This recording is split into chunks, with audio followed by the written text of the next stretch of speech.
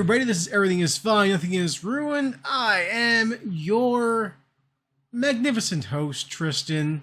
With me today, as always, is your buddy, your pal, champion game designer, Hassan. Neither of those things, actually. My buddy, your pal? No, I've never won a championship. I've Okay, never that's designed a game. Oh, okay. Well, I thought you did.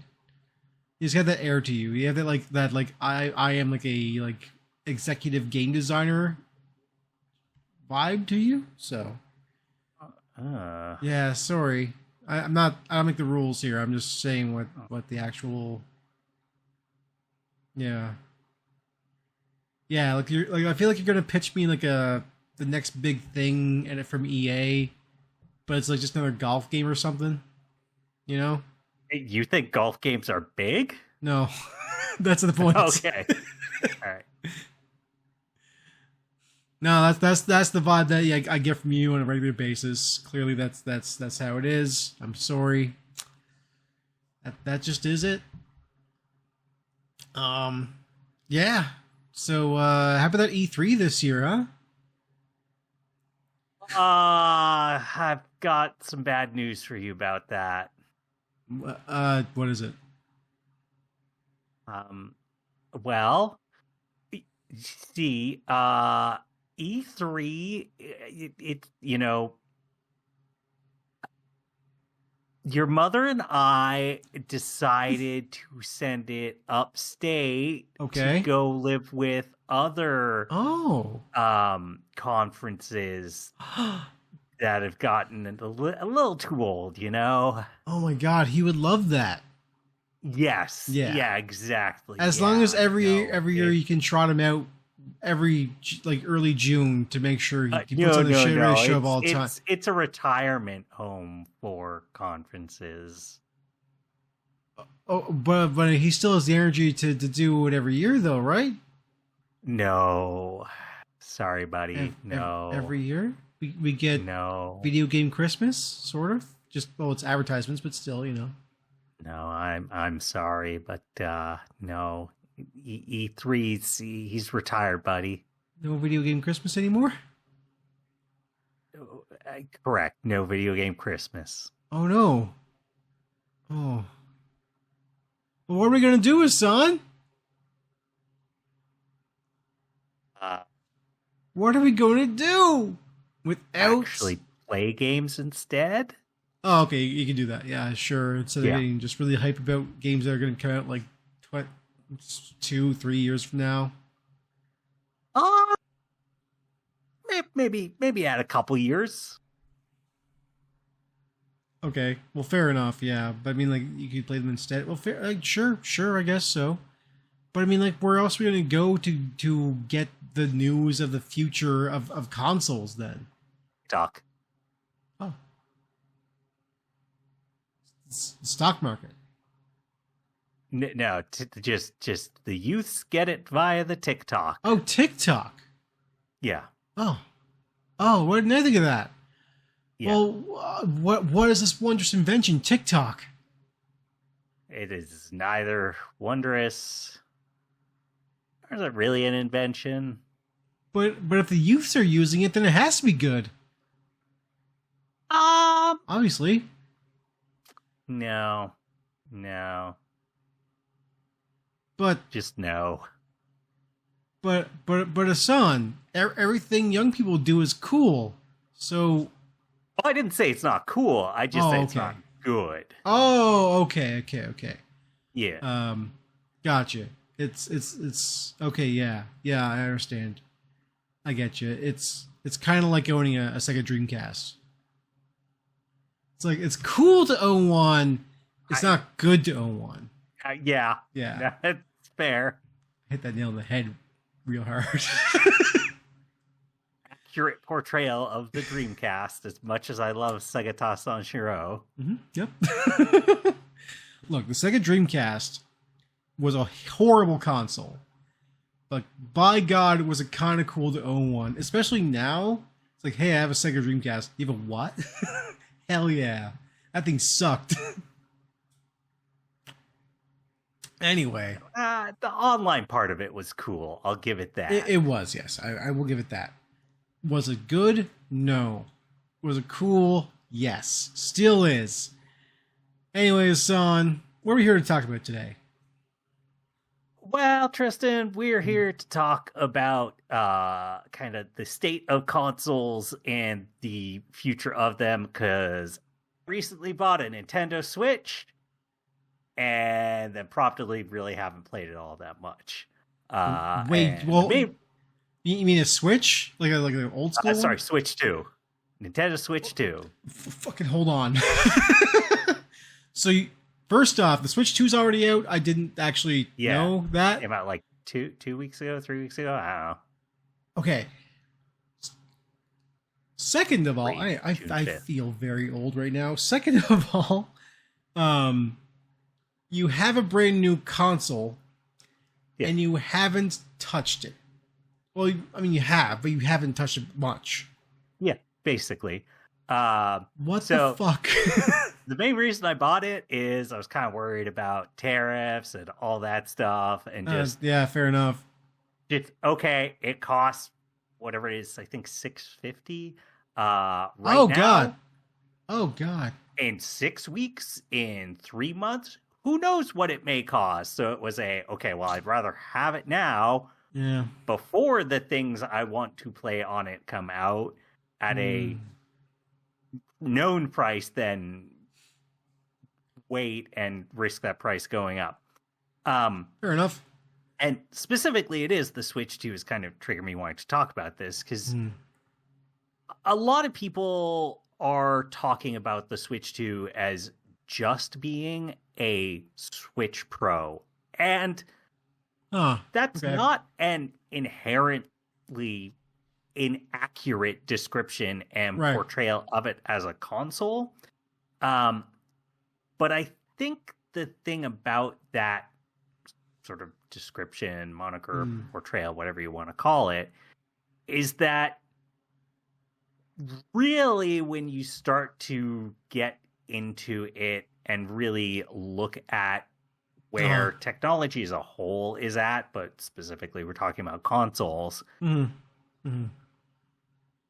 the 360 is kind of the last time that a console was meaningfully different and meaningfully advancing the actual kind of hardware and what the box itself was and did. And that was 20 years ago now.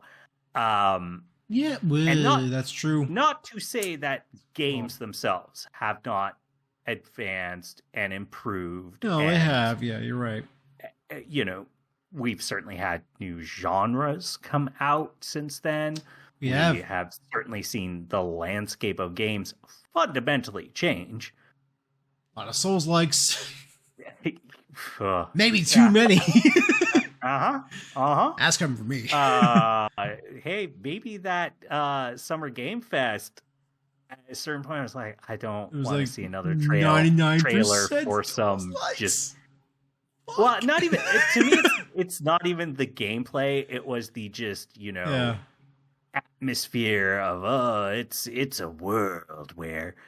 it's just monsters without much of a story. It's like, oh, cool. Yeah. I sure do love every game. It's like, what if we just didn't have story to it?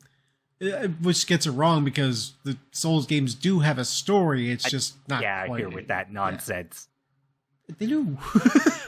Oh, yeah. No, you just have to watch 8-hour explainer videos on YouTube about how you connect this piece of text to this piece of text.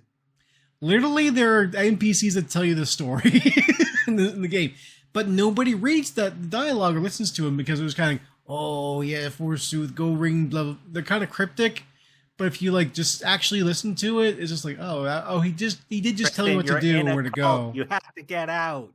We need to deprogram you. I'm the leader of the cult. Yeah. At least this chapter, but anyway. But getting back to my point. Yeah. If you look at the Xbox Series S and X, and you look at the 360, fundamentally, the things that the devices those two completely different generations of console. Yeah. And what they do and the experiences are the same. You know, Souls-like started in the 360 era. Sure did. Sure, they've evolved and changed graphically. They have advanced. The size and scale of them has grown in ways the 360 could not deliver. No, definitely not.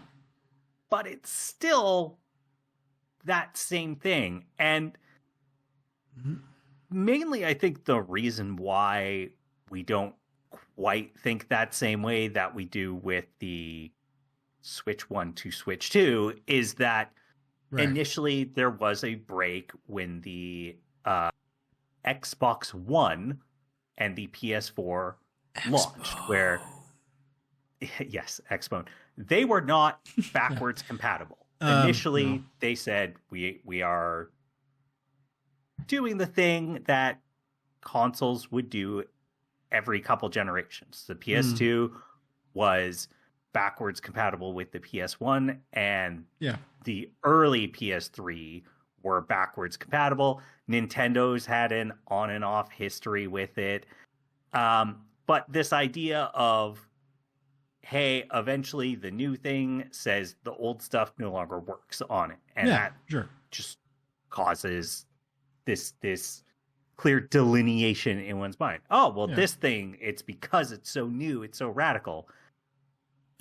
Not the case anymore, right? No, specifically in a world where, and I'm just going to go ahead and just quickly, we'll talk about this list again, but I'm just going to quickly read the PlayStation US top 15 games by total weekly active users.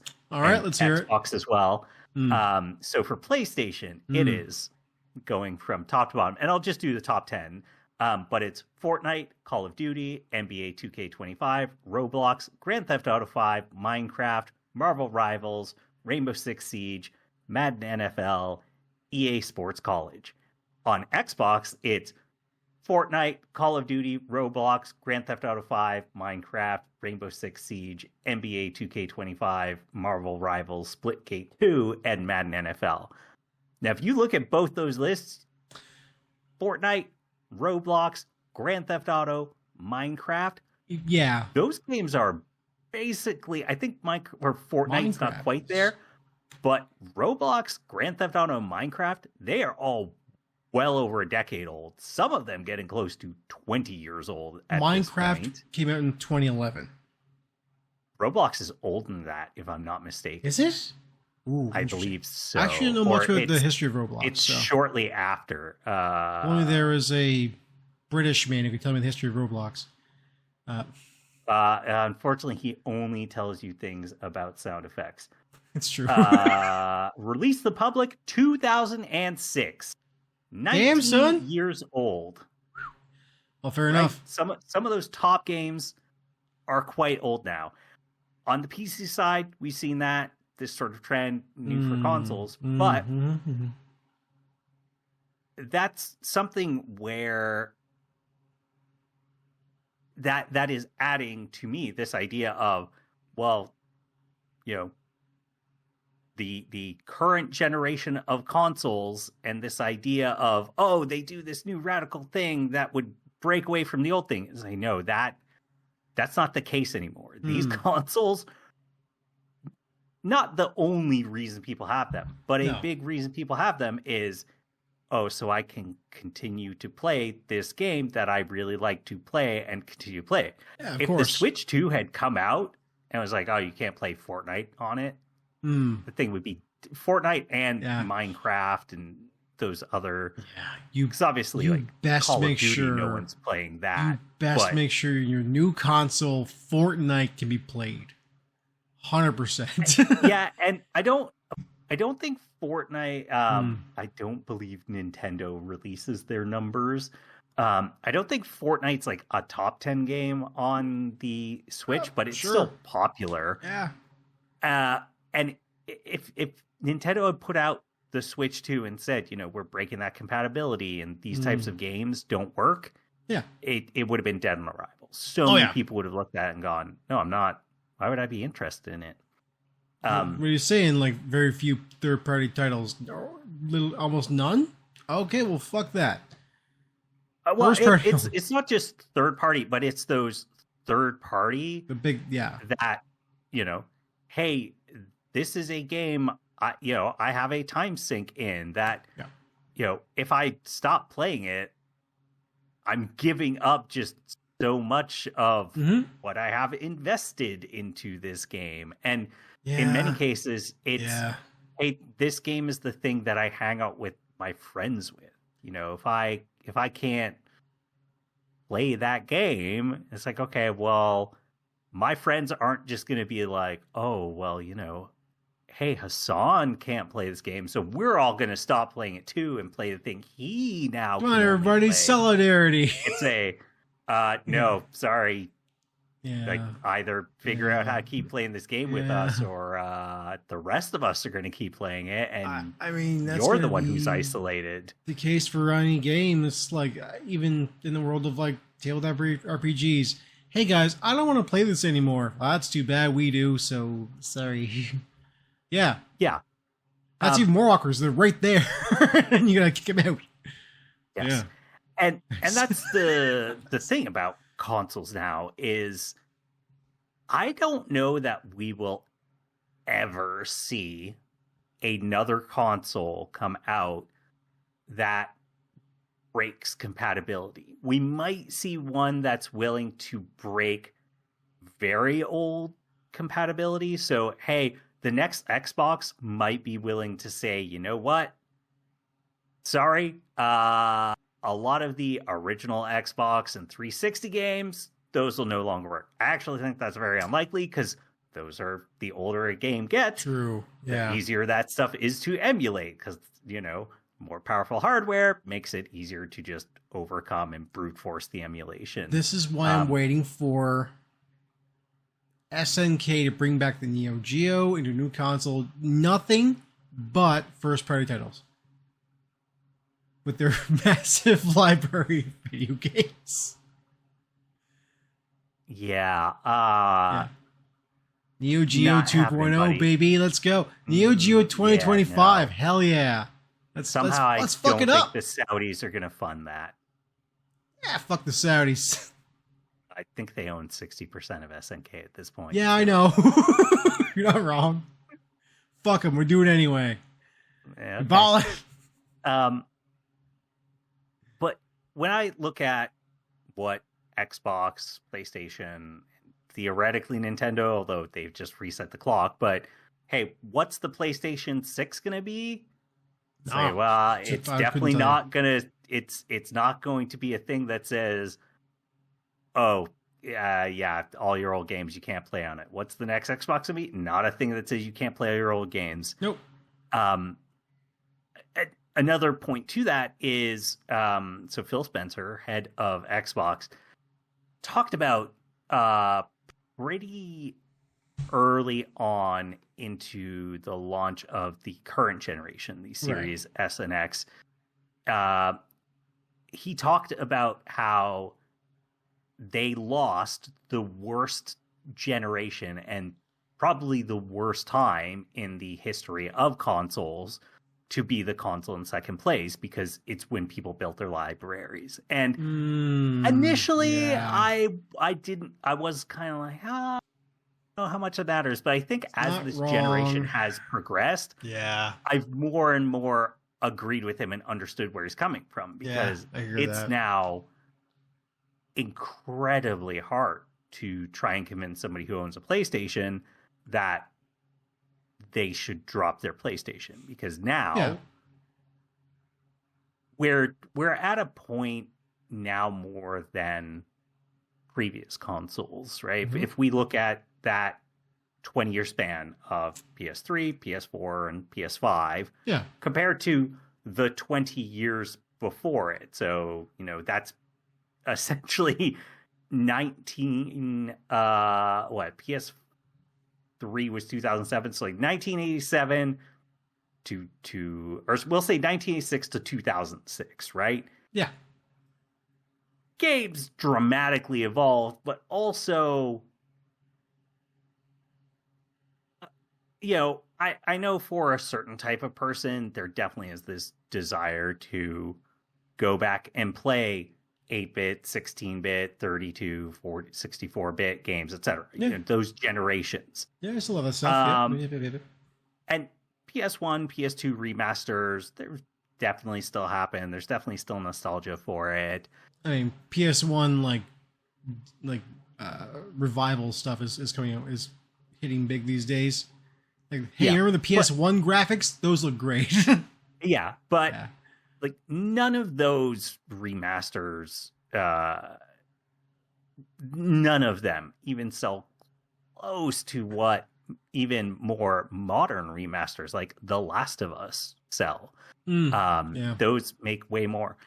And that's because we've hit that point where certainly the PS3 graphically, it shows its age. You look at those games and they look like that era. You can immediately go, oh yeah, that's a PS. Boy, that is some brown and hazy texturing, huh? That's got to be the PS3. Wait a second. Is that 99 Nights I see on the horizon? No, that was Xbox exclusive, buddy. Was it? I thought that was the PS3. Yeah. No, which one was the No. PS3? That was Xbox exclusive. I'm which pretty one sure it was was I thinking of? launch title. No, I don't think so. You might be thinking, what was that? There was that dragon game that Maybe used that's the 6-axis. That like thing Dragon's sucked. Lair? Something like that? No, I think it was just called Dragon Lair, something. wasn't it? Yeah, something like that. Something like that. There's that. There was Heavenly Blade. Blade. That's what I was thinking of. Heavenly Blade. Okay. Yes. Yeah, Heavenly Blade. Yeah. Check out that lady's hair. It's crazy. It flies around all over the place. It's wild. Play Heavenly Blade. 10 seconds. That's all you need. For as much as that generation is that's also the generation where the first Dark Souls and Dark Souls 2 and I think even 3 were all on PlayStation 3. No, 3 was not on PlayStation 3. Dark Souls 3 was PlayStation 4, yeah. Yeah, okay. By that point, it was just Bloodborne and yeah. But it's, to make a movie analogy kind of thing, like movies from the 80s onward still kind of heavily get watched, enjoyed. Yeah. 70s and before, there are some standouts, but generally speaking, that era, way less just interest from the general public, and for a variety of reasons. Sure, that's movies. a good point. Yeah. But I think in gaming, that idea of the library matters so much now because it's a thing of, well, it doesn't matter that this game is now 10, 12, 15, 20 years old. Yeah. It still holds up in a way that people want to go back and replay it. Whereas in the past generation, if you went from the Nintendo 64 to, say, the PS2, you were a lot less likely to just plug in the N64 and boot those games up again. They just felt, the way that games had leapfrogged ahead. Yeah.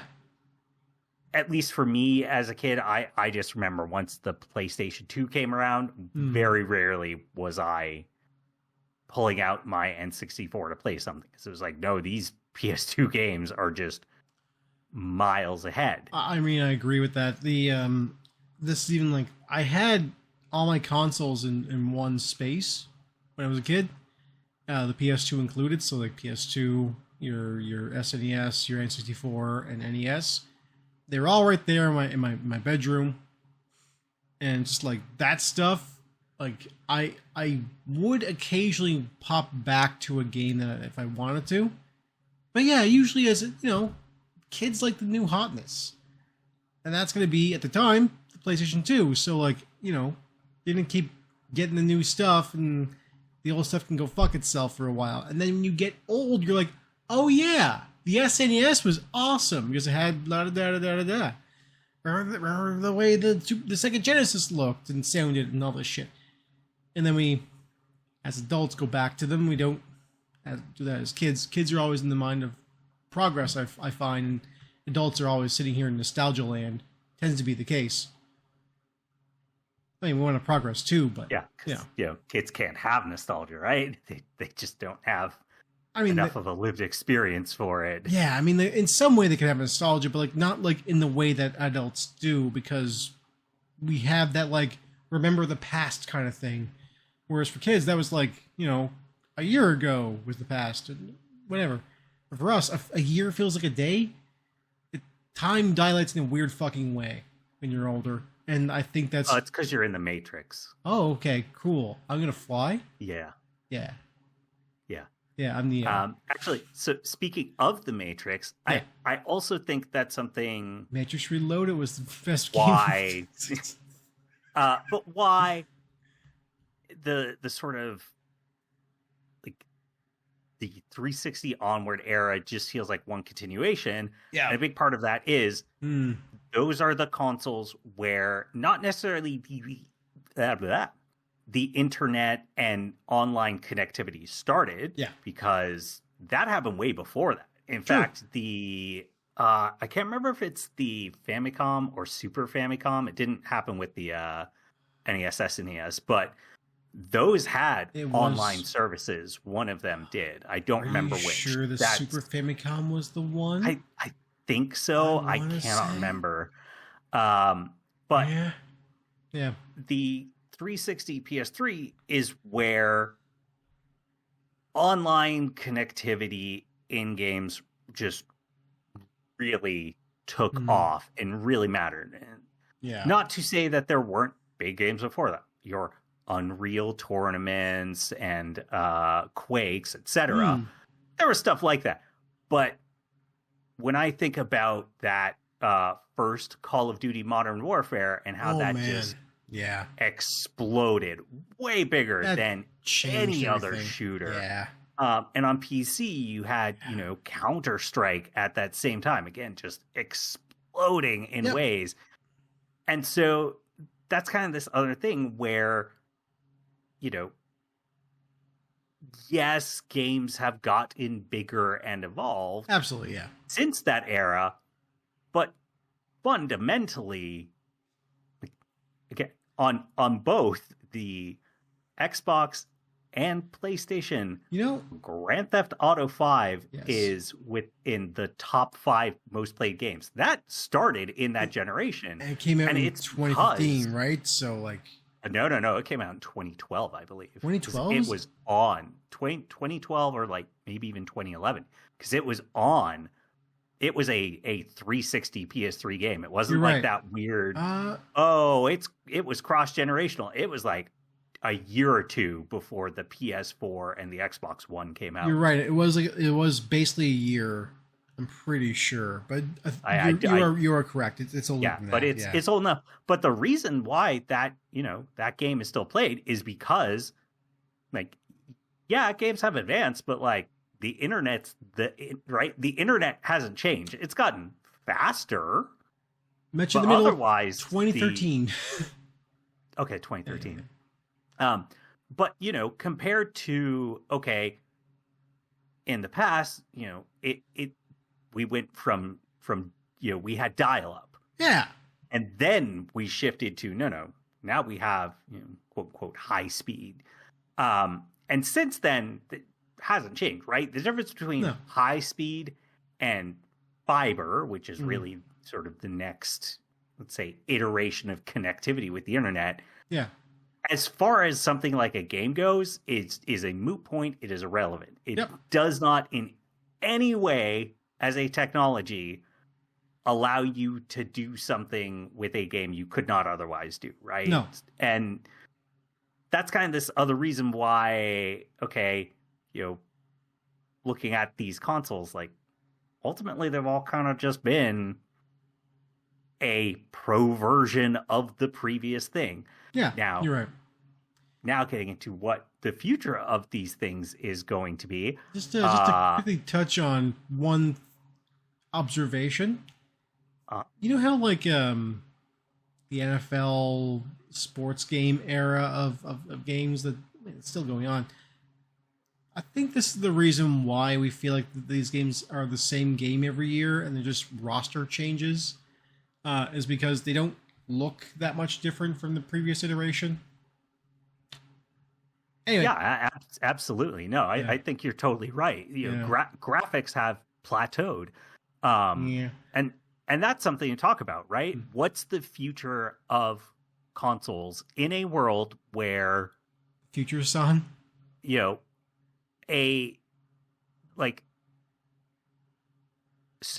up until a week or two ago, there were more active users on the PlayStation Network on the PS4 than there were on the PS5.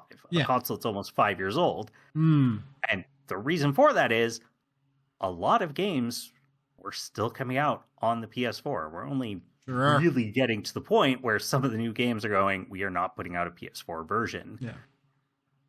That's when the PlayStation 6 comes out, this legacy, this situation is just going to continue because graphically we haven't like plateaued, but we've hit a point of very diminishing returns. This is true. You know, whatever the next generation of consoles are, definitely they're going to focus more on AI upscaling. So your DLSS, your FSR. On PlayStation, your PSSR, aka Pisser. Wait, they really call it PSSR? Yeah, PlayStation. Come on. PlayStation Super Resolution, I believe.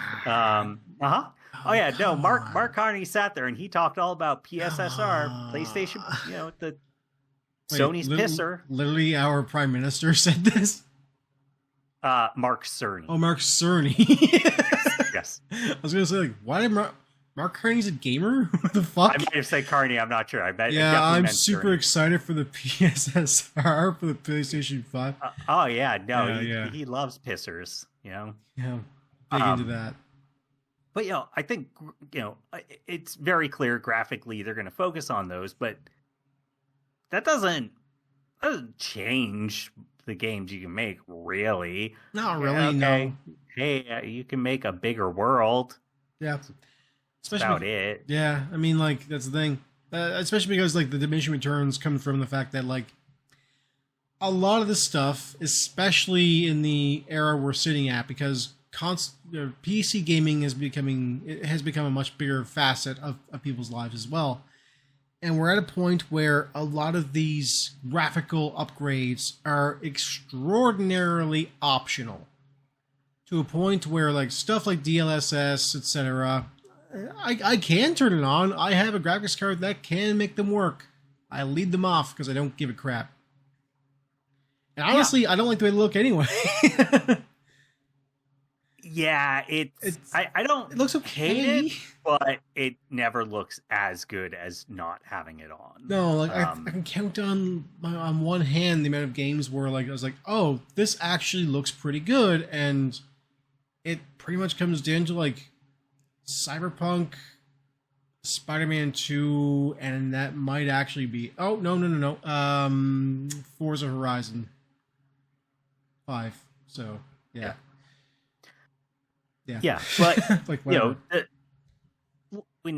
we look at a PlayStation 6 or whatever the next Xbox is going to be called, those things are not going to massively push graphics forward. I think another thing is, admittedly, gaming is not there yet, at least very rarely when it comes to 4K, but it seems kind of clear that unless something unexpected happens, we'll probably never really see TVs go beyond 4K. It just seems like that's kind of the point that we've hit where your average consumer just looks and goes, yeah, this is good enough. Why would I ever want a TV with a better, like, I guess if 8K. I really look at it and struggle with these two TVs side by side, the 8K one does look better, but it's so marginal. Yes. Um, That's law, cheaper. yeah, it's the Yeah. law of large numbers, Yeah. where, although technically in this point it's really the law of sort of small things, where, okay, sure, Yeah. 8K is double the pixels of 4K, but when those pixels are already so tiny, it's like, Yeah. kind of imperceptible, you know? The lines, just the smoothness of them, Don't matter. rug. Yeah, exactly. So that's kind of something where I think the next generation is going to be very interesting, because I would expect that, in particular, what Xbox did with the Series S and X, that starts to become a little bit more the norm in consoles, where it's this idea of, okay, let's just aim for a little bit of a lower baseline. Yeah. Have a console that, yeah, it's going to be cheaper because it's weaker, but that kind of doesn't matter, because for most people, it's like, well, I don't need the more powerful thing. I don't care about the better, more powerful graphics. I can't even see those, kind of thing. And on Xbox's side, I wouldn't be surprised if there's still going to be a next Xbox that is made by Microsoft, but especially with the recent news that they have partnered with Asus for an Xbox branded ROG Ally. Smart idea. That makes sense. Yeah, smart idea. But I also wouldn't be shocked if they kind of end up going down the path that Steam tried to with I believe they're called Steam Box. Yeah, where Box. It was basically Valve just had a certain minimum spec that manufacturers needed to meet, and then otherwise they could just slap the Steam Box name on it and basically be, hey, here's a device that's going to play all your Steam games. Exactly. I wouldn't be shocked if Microsoft basically went that way and kind of said, okay, here is this operating system you can put onto your devices that it'll allow it to play all of Xbox's games, but otherwise it's not made by, it's not an Xbox device, it's going to be made by an Asus or like an MSI. Who knows, an HP, MSI, like any of these manufacturers probably of devices. Not HP, maybe HP, but probably not HP. I mean, it's Microsoft, so that's who true. knows, right? That's a good Strong point. Partnership. Yeah, true. So HP's so business corporate, corporate. Yeah, I can't see it. Personally, but, Alienware maybe. Well, they own. Is it them who owns Alienware? I think it is. Pretty sure it's them. Yes. Yeah, but I could very much see Microsoft taking that path of going, hey, like, in a world where the specific hardware inside a console really doesn't matter too much anymore, in a world where the lines between PC gaming and console gaming are bordering on non-existent at times. Yeah. Hey, you don't need us to create this machine with a very lockdown, closed ecosystem. We can blur those lines further, and I think consoles will be around for quite a while. Yeah, I'm not expecting, when the partway through the Switch one, really, I think a lot of people had this idea that consoles would be a thing that would die off, and understandable in a world of smartphones and continuing portable devices. That why would anyone have a console, right? At a certain point, it's you just have, like, your phone, and that'll be powerful enough. You just stick that into a dock, and then it'll work like the Switch, and put it on your TV, and then your phone could just be your console. I think that was a thing that was talked about some years ago too, like almost 10 years ago, I think it was at this point. Where it's like, yeah, you could just like hook your phone up into like a dock, and like boom, now it's gonna project into your TV and shit. I kind of remember that being a thing. Like people were working on that. Someday we might get there. I don't think we're gonna get there even within the next 2 decades. I think games, the need for a dedicated device where the controller in particular is just a thing that is always connected to it. You pick it up, that device is you are immediately into a game. Yes. Just that little bit of friction of, oh no, I pick up this thing and now it's got to pair to my phone, and then my phone has to boot into some sort of a like Apple Arcade style game system, and then I have to select it. Like, that's all going to be too much. I don't think consoles are going to disappear anytime soon. No.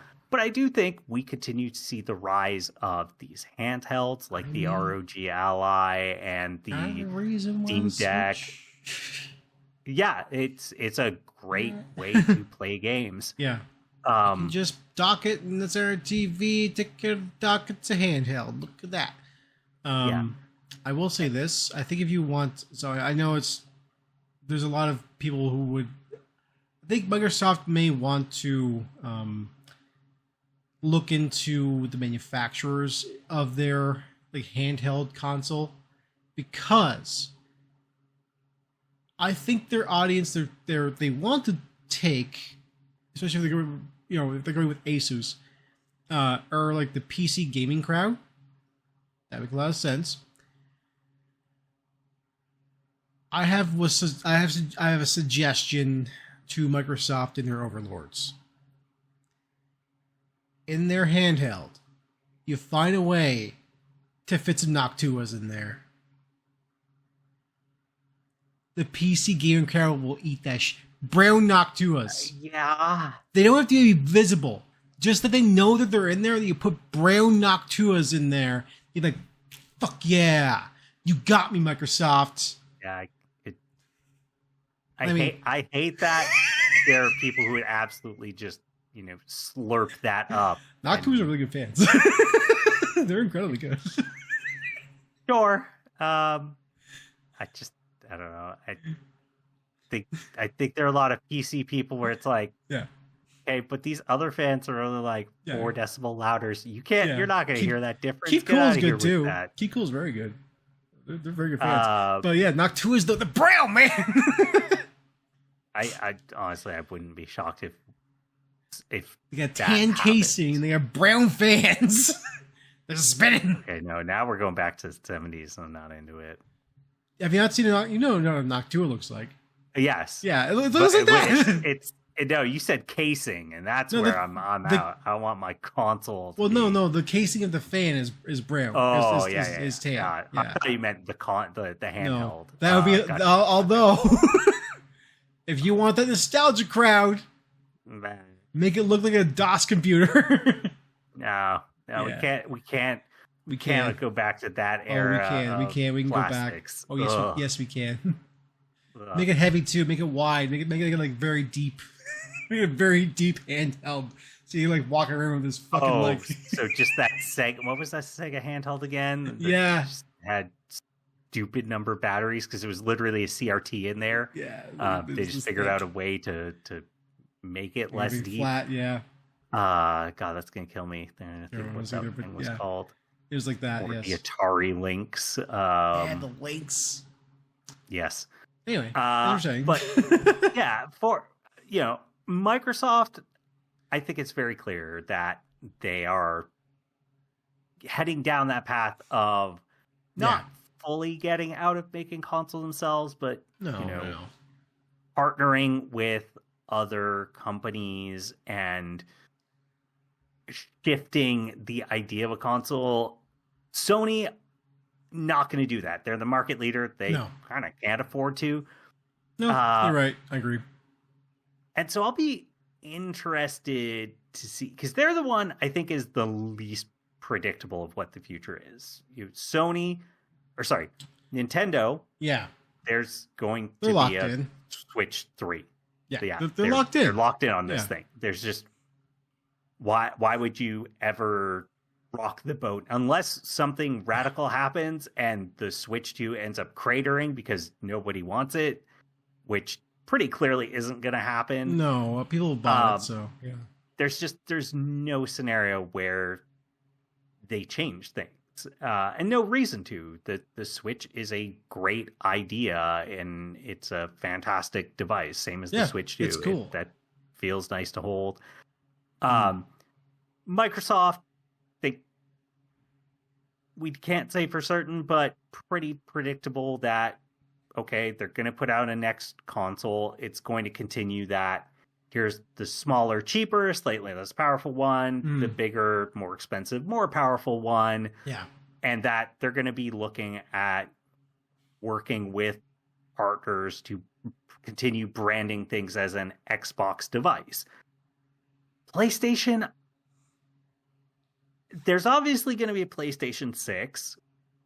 The things I can't predict are like, is that just going to be a singular device, or do they copy what Xbox has done? And there are multiple devices out of the gate with the PlayStation 6 moniker. Are they going to have a handheld? Because they do have the PlayStation Portal, which allows you to stream games if you already own the console. Yes. But I think in a world where you obviously have the Switch, you now have Microsoft getting into the game by branding devices as Xbox handhelds. Yeah. You've got Steam out there with the Steam Deck. I don't think Sony can sit back and afford to be the one company that doesn't have a true handheld. I'm pretty sure I saw a thing that said that they are getting into handhelds. I'm pretty sure I saw that. Yeah, I don't know about anything official. I'm sure they are. I mean, again, they have the portal. But I think that's going to make things very interesting for Sony in particular, because Xbox, from the word-go of this generation, has basically said, we have the Series S, it is less powerful. Exactly. We are requiring all games to support this. There are exceptions. For example, Baldur's Gate 3 had an issue where they could not get co-op working on the Series S because it just wasn't powerful enough to do the split screen needed for it when two characters walk far enough away from each other. Yeah, exactly. So, but the game still came out there. It's just certain modes were not available on it. Yeah. Sony's been very kind of against that and been very, we're not holding games back by having this weaker thing. I think they're going to have to change their tune next generation. I think with the rise of handhelds, that's going to become this new baseline of, you have to make sure whatever you're making, that there in some way this thing is going to work on a handheld device, that these things are just going to continue to become more and more popular, and that, maybe the odd game that's really focused on pushing graphics, like The Witcher 4, probably not going to run on any handheld. I would be surprised, but I think 99% of games are going to be going, we need to figure out a way to have our game look good and run well when we bump it down to, 1080p probably for most handhelds by the time the next generation comes out. And kind of saying, like, this is our new baseline, and it's make the game with the idea of it running on the handheld, and then you just are essentially making the actual home console version we just change some sliders to say, hey, graphics setting low to graphics setting high, and that's the difference. But yeah, that is my big prediction for kind of the next generation of consoles is, hey, the baseline is going to shift to these things need to run on handhelds, because otherwise you are potentially leaving millions of sales behind, and no one can afford that because games cost hundreds of millions of dollars to make. It's true. And like, so here's the thing. Also, I have found 2 articles saying that they are getting into handhelds. Yeah. But these are rumors. These are recent articles, by the way. Like 3 days ago was this last one I'm looking at right here. Or actually this one is 3 days ago. So this is a brand new thing. Rumor mill, of course, but somebody has leaked this information. Kepler L2 that they go by. I think I've seen that person's name popped around in different things too, so probably credible. Anyway, I'm holding my phone. Now, these handheld devices, these handheld consoles, they want to compete with this thing. They do. They do. For screen time, yes. Yes. Because if they can take away screen time from this, which means they're taking away screen time from TikTok, from all that stuff, they want to be this. And I don't blame them. They should want to be that, because the phone, your cellular phone, if you will, mobile phone. Yeah, my phone is very mature and serious. Okay, fair enough. Well, your mature ass phone, it gets a lot of your life. It's there in your pocket all the time. You are looking at it probably more than you should. I am the same way. And we are at a point, society in general is at a point where we have realized this and we're looking for things to split that time off.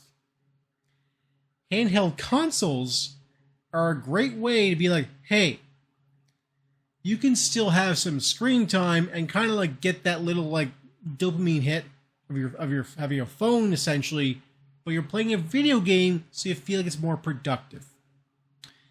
Now, or even I've I've heard people, no one I know personally, but I've heard sort of people online talk about how they really like the handhelds. Because, if their kid just wants to sit there and watch TV, oh, my kid wants to watch Bluey, they can just sit there and play a game. And even though, they're they're not paying attention at all to what's on the screen or whatever, that ability to still just be in the room with their kid while the kid is doing these things, that it kind of, makes the kid feel better. It makes them feel better as well. But the kid is like, hey, even if like dad's busy, looking at a different screen, dad's still in the room. I can still, dad or mom, I can still go, do the dance with me. And it's like, okay, I can pause the game and get up and do the dance. And that, hey, if instead it's like, well, I have to be in another room looking at a screen because can't do these two things at the same time on one TV. Like, that's another thing that really I've heard it makes them really popular. The handhelds is like, hey, I can be there with the hey, while like I've seen this one too multiple times. Oh, while my wife is watching some like cheesy reality TV or whatever. Like, hey, I can be in the same room but still enjoying my game, and like it makes my wife happier than if I'm in a separate room playing the game. Yeah, and that's the thing. Like, I'm starting to kind of see that as a benefit for me as well. Now, I don't have I have a girlfriend and that kind of stuff, but we tend to watch things together anyway. But I do have a pet parrot. And having a pet parrot is kind of like having a kid. Not totally. You're not going to be there and be like, I've got a kid. No. But parrots are very, they require you to be on the ball 100%. And I find that my parrot, he acts better if I play literally John Denver. Just loves John Denver. Now, not that big a fan, gonna be honest. John Denver's all right. I like John Denver. There's quite a few songs that he's written that I think are pretty good.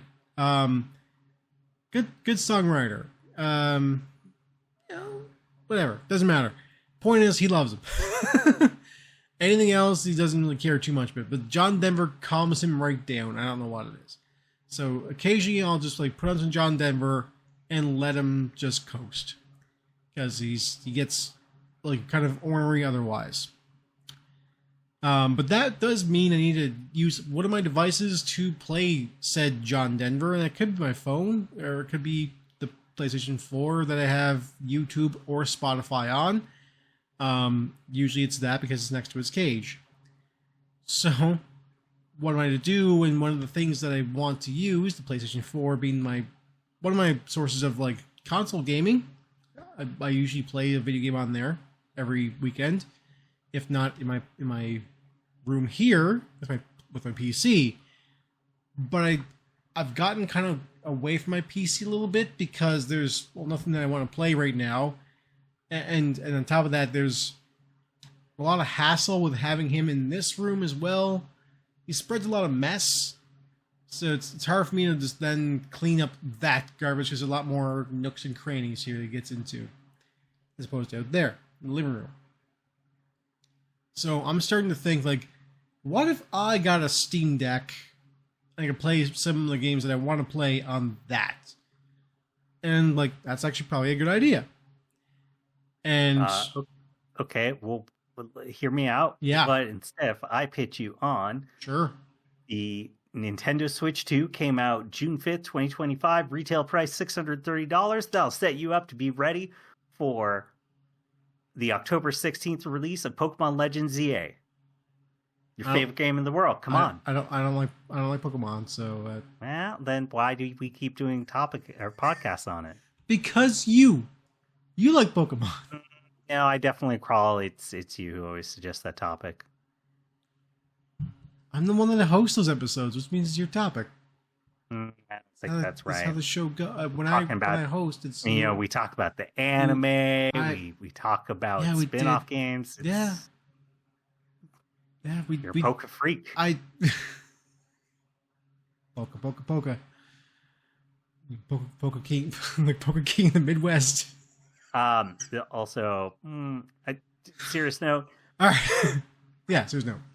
I mean, unless somebody really wanted a Steam Deck right now, I'd probably be like, I'd maybe wait like a year and see if the Steam Deck 2 comes out, because that thing is definitely due a refresh soon. Yeah, the Steam Deck came in like, what, 2022, 2023, something around there?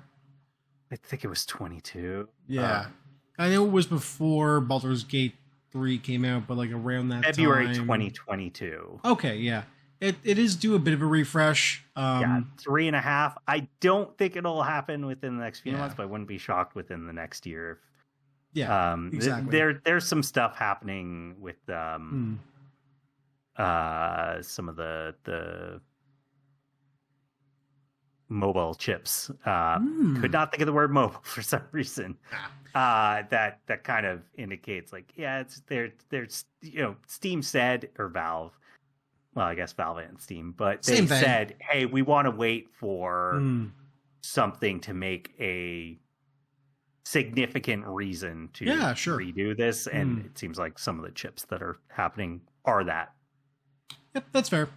Maybe I'll wait. But yeah, even then, like if I wanted it right now, the ROG Ally is pretty tempting as well. I know it's a higher priced thing, but like, that's pretty tempting. And you can also play Windows games, which is good on that. Exactly, yeah. Stuff like that. Like there are options, like good options for handhelds now, and like these are handhelds that will play your high fidelity games. Not that I have a lot of those, but like they will play them. Maybe not at the highest settings, but like at good enough settings to be on a handheld.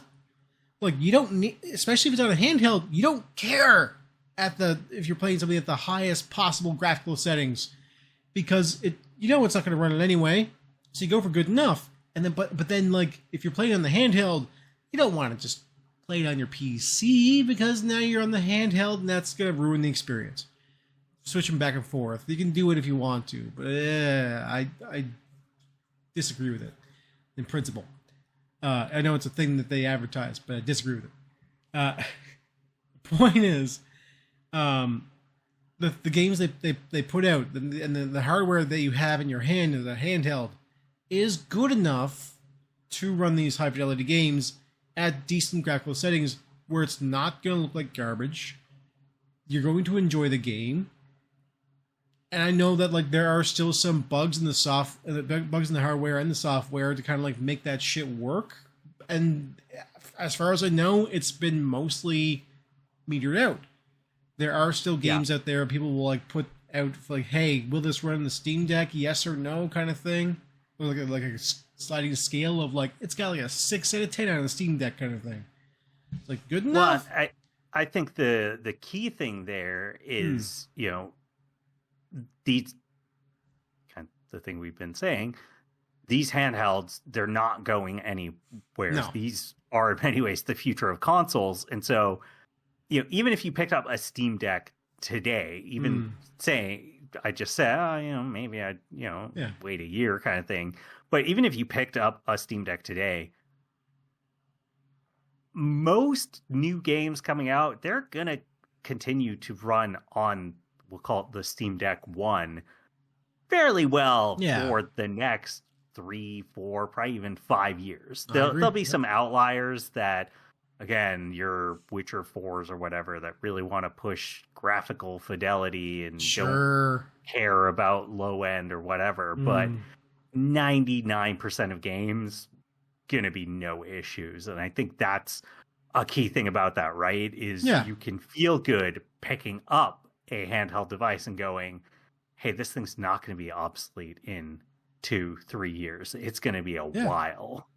Yeah. It's basically like the way if you're building a PC between, I'm gonna say 2019 and now, whatever you built, as long as it wasn't like super low end stuff, you went mid range, kind of like what I did. You still have a PC currently that is going to run high fidelity stuff at like high range, but not like super high, like crazy high. But like you can still kind of touch those areas.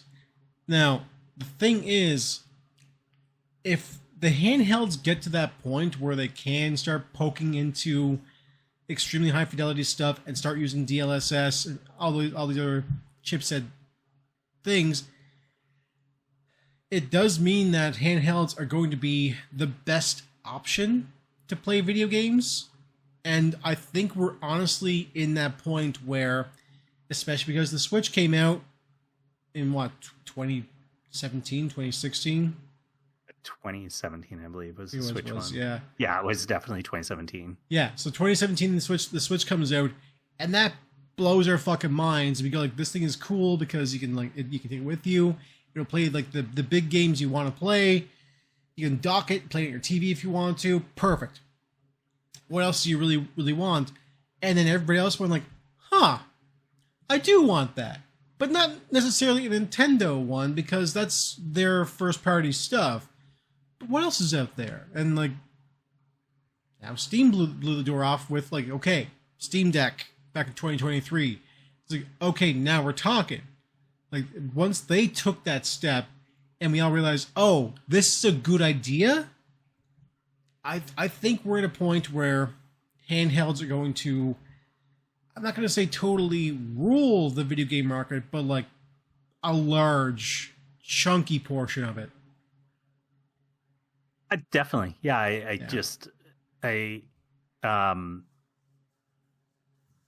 what is it? The lowest common denominator is always going to win, right? So, as tech requirements continue to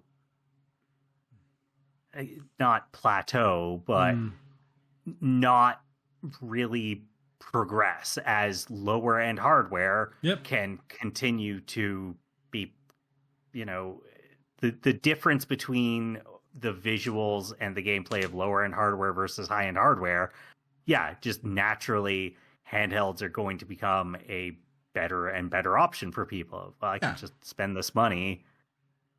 Okay, yeah, it's maybe a couple $100 more than a console, but I can play games anywhere, anytime. Yeah. Technically, the Steam Deck, you can even use it like a PC if you want. So I think as that kind of element continues to grow too, right, at a certain point, if we get to this weird point of like, hey, I can use this handheld as both my, we'll say like, I'm a college student. I can use this as the thing that I do all my classwork on, but also I can do my gaming. Yes. Yeah, they're just going to continue to dominate. So that's the thing. So if you can do all your gaming on that plus your classwork, and not just classwork, once you're able to access social media on your handheld console, and that becomes a better, more viable option for gaming, especially people who love that stuff, and they want that as opposed to this.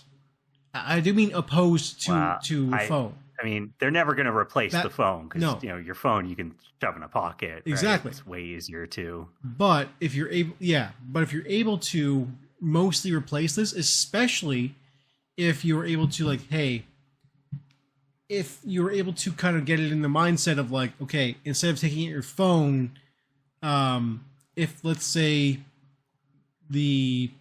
let's say the Xbox Ally thing when that comes out, if that is able to boot up as quickly as a phone and immediately access the thing you need, there's a possibility people will be wanting to use that more, especially if they're already using that on a bus or on their commutes in general or wherever they're at. Like, oh yeah, I guess I want to just quickly check this TikTok thing. You flip it over, and now it's a tablet.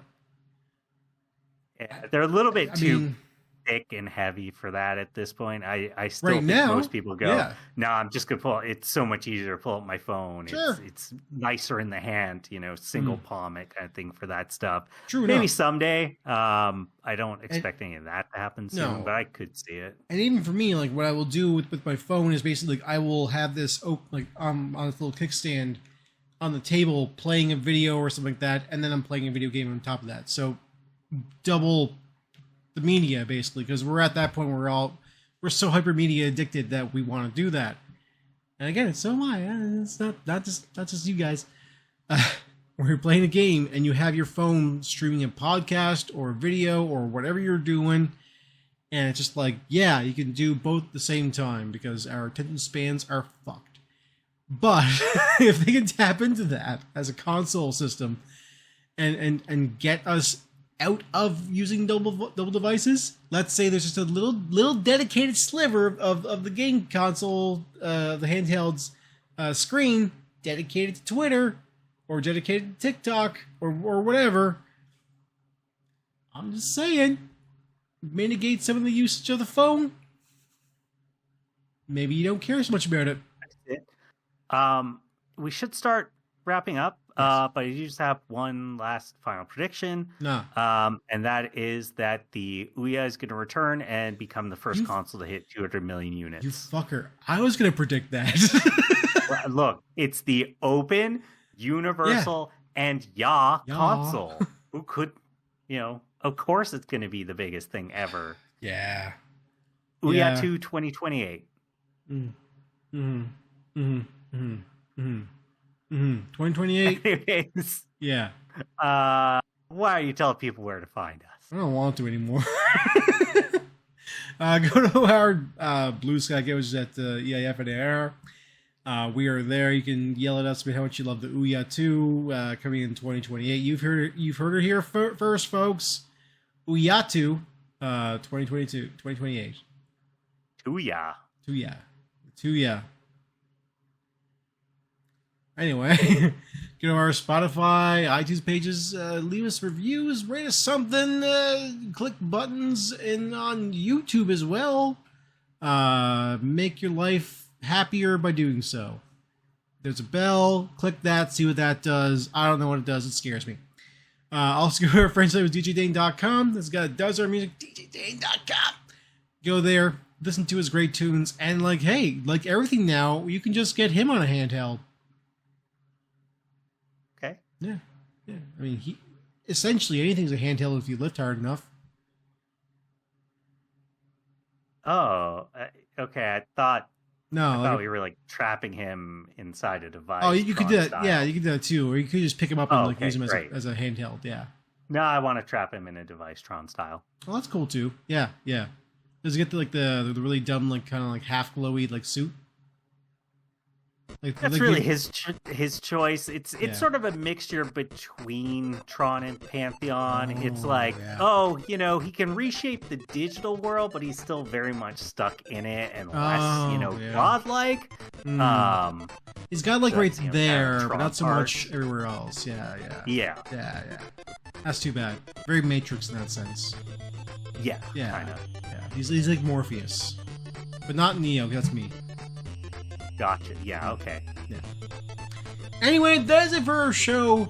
Tune in next time for another Earthbound episode of Everything is Finding Us Ruined. See ya. See ya.